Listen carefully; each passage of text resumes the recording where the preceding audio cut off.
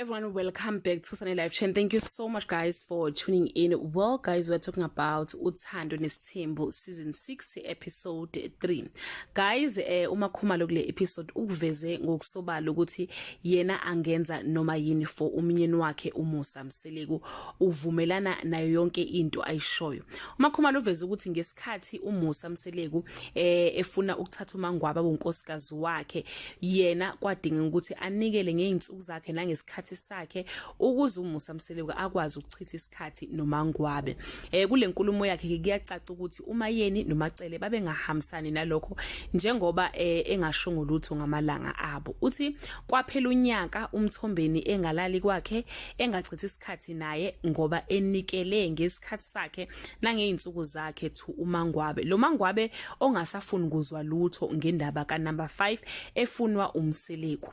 Because of these reasons, uMseleku regards uMakhumalo as a type of a woman every man deserves to have, ngoba evumelana nayo yonke into ayenzayo nayishoyo.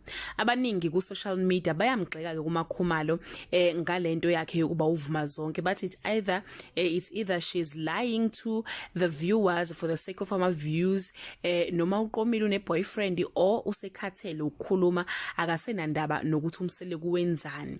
Let's read the following comments, guys. The first person said, this woman, she is the master in pretending and doesn't love the guy, but happy she has a merit label. Wasetige omunye, I feel like uMakhumalo is overcompensating because she cannot bear children. Umamkhulu noMakhumalo umuzwa kaMseleku umile ngabo angifuna ungasho. Hear me out, she does not love him, she just loves the idea of being married. Angeke guys, uMakhumalo une boyfriend shame, because what is this? Makhumalo is not in love with Musa. She is here for security. Ngeke. Makhumalo is very woke. This girl is smart and no life has more to offer than a man.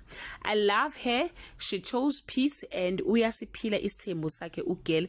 I give it to her. Love you Makay. Angeke Makhumalo une boyfriend shame, because what is this? I think this one is the second time ngifunda. And wesetomunyeke, and what if she understands the purpose and vision of isithembu? Sometimes choose your peace of mind over toxicity.